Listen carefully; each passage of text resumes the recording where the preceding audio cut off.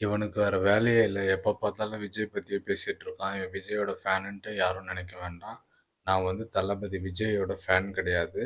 எனக்கு அவர பிடிக்கும் அவ்வளோதான். அது இல்லாம இப்ப அவரு சிஎம்மா வந்ததுக்கப்புறம் பார்த்தீங்கன்னா, ஒரு சில விஷயம்லாம் பார்க்குறப்போ எனக்கு புடிச்சிருக்கு அவ்வளோதான். மத்தபடி நான் அவரோட ஃபேன் கிடையாது. அவரோட அதிதீவிர எப்படி சொல்றது? இந்த மாரி ஒரு சிலர் வந்து அவருக்காக என்ன வேணாலும் பண்ணுவாங்க பாருங்க. அந்த மாரிலாம் நான் கிடையாது. ஜஸ்ட் பிடிக்கும் அவ்வளோதான்.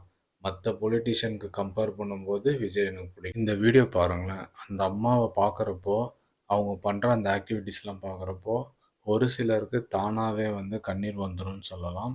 ஏன்னா, அவங்க வந்து நம்ம சிஎம் விஜய் மேல அவ்வளோ ஒரு அன்ப வச்சிருக்காங்க. இது செட்டப் பண்ணி எடுத்திருக்காங்களா? இல்ல வந்து ரியலாவே அவங்க அந்த மாரி பண்ணாங்களான்னு தெரியல. ஆனா, அது பண்றத பார்க்குறப்போ, அவங்க வந்து ரியலா பண்ண மாதிரி தான் தெரியுது. எனக்கு என்ன தோணுதுன்னா, நம்ம சிஎம் விஜய் வந்து அவங்களுக்கு எதுவுமே பண்ணல.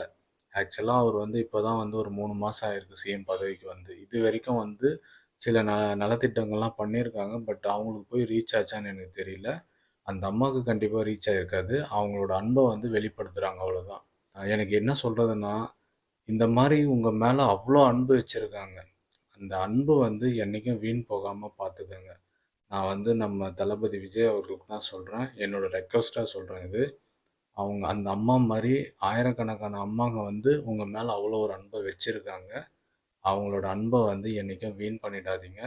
ஏன்னா, நீங்க எவ்வளோ கோடி கோடியா பணம் சம்பாதிச்சாலும் சரி, பேர் சம்பாதிச்சாலும் சரி, ஆனா இந்த மாரி ஒரு அன்ப சம்பாதிக்கிறது ஒரு சில தலைவர்களால மட்டும் தான் முடியும். குறிப்பா எம்ஜிஆர், காமராஜ் அந்த மாரி அவங்களுக்கு மட்டும் தான் அதெல்லாம் நடந்திருக்கு. அதுக்கு அடுத்தபடியா உங்களுக்கு நடக்குதுன்னா, அந்த அன்ப வந்து நீங்க காப்பாத்திக்கங்க.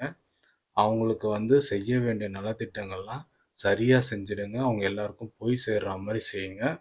யாருக்கும் வந்து மிஸ் ஆகக்கூடாது. என்னோட ரெக்வெஸ்ட்ன்னு சொல்லலாம். எனக்கே அது பேசுறப்போ ஒரு மாரி எமோஷனல் ஆகுது. ஏன்னா, அவங்க வந்து அவ்ளோ ஒரு உங்க மேல ரொம்ப அன்பா வச்சிருக்காங்க.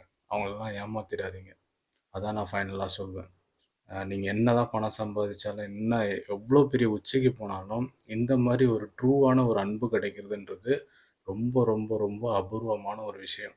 அது உங்களுக்கு கிடைச்சிருக்கு. அத வந்து வீண் பண்ணிடாதீங்க.